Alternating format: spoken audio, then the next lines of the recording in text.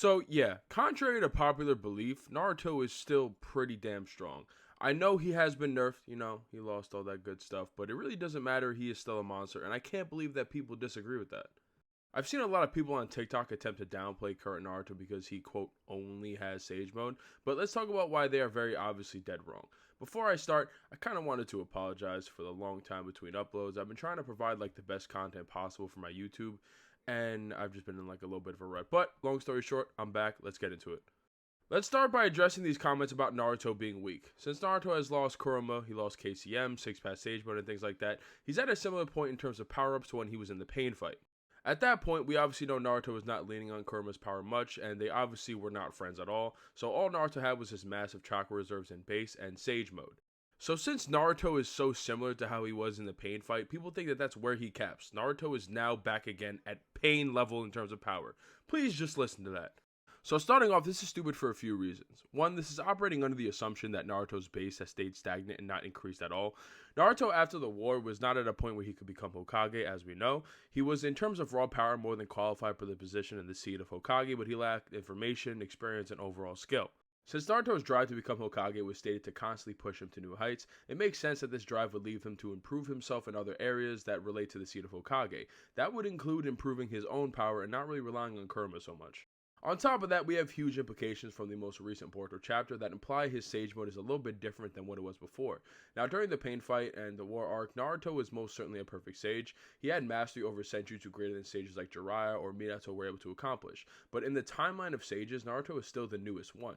He was a perfect sage, but it's also possible that there are areas of Sage Mode that Naruto had not fully mastered and wasn't really comfortable with yet.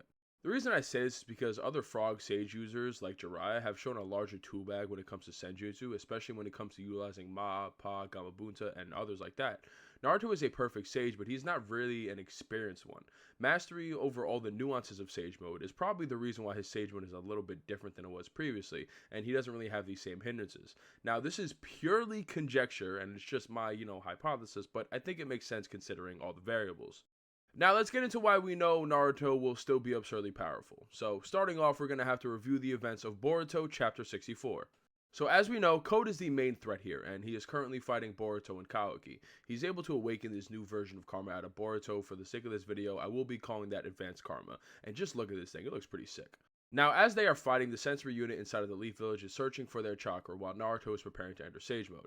He is shown sitting down on the ground in the good old Sage Mode position, and he has two Shadow Clones behind him also gathering nature energy. So this is pretty much exactly how Naruto is using Sage Mode during the pain fight. He kept two Shadow Clones in Mount Miyaboku, but this time they're actually just inside of the Hidden Leaf Village. Now, we know that in the pain fight, Naruto is limited to only using two Shadow Clones that can gather nature energy for him. It's a bit unclear if he still has that same restriction, but logically speaking, I think he does. It makes no sense to limit his usage of Sage Mode to only 2 extra times, but that doesn't really matter pretty much when we're actually going into it. So as we know, Naruto then enters Sage Mode and has a pretty impressive sensory feat, in my opinion. Like, it's kind of absurd.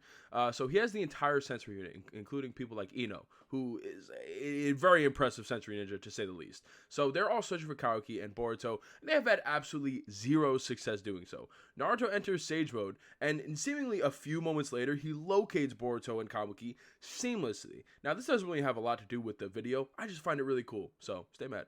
So, to continue, after these events transpire, Boruto is still engaging in combat with Code. He almost hits him with this vanishing Rasengan, and Code kind of freaks out, but he's able to dodge it. After this, Boruto is preparing to go all out, and he drops and starts to clutch his chest. It's like having a heart attack or something like that. I don't know.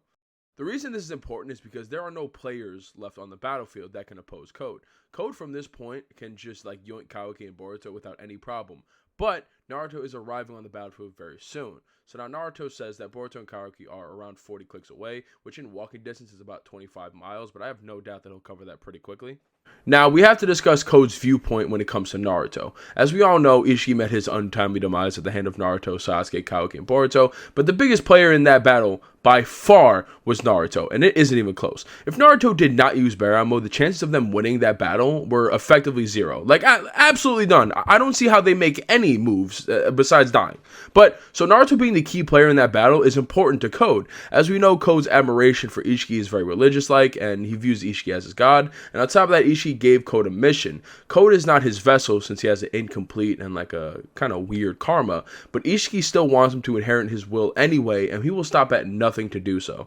The reason this is so important relating to Naruto is because of this. Code tells Ada that Naruto is his #1 target without exception. Naruto is what is standing in the way of him achieving his goal, but it is also why his god, the person that he admired the most, is dead in the first place. So when Naruto arrives to the battlefield eventually, there's no possible way that Code is going to hold back.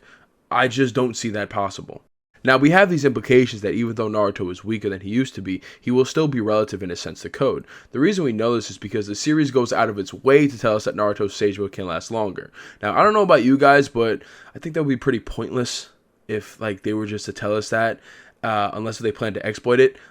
Why would they tell us that for Naruto to just get blitzed and then he just gets murdered by Code? It would make zero sense, and it would just be a waste of time. It would just be a waste of a page, be a waste of a panel, be a waste of a speech bubble. It's just pretty dumb. The reason they are telling us this, in my opinion, is because it's important to Naruto's fighting style once he finally reaches Code. He can use Sage Mode longer, and he's going to exploit that and try to do as much jutsu or as many things as he possibly can in relation to Sage Mode. So Naruto, in my opinion, will still get some crazy scaling from this, and who the hell knows, maybe even Shikamaru will as well. But honestly, guys, that's really all I have for you today. If anybody says that Naruto is weak, just kind of slap this video on their forehead. But thank you guys so much for watching. If you could please hit that like button, subscribe button, all that good stuff, I would appreciate it very much. I hope you guys have a great day. Thank you so much.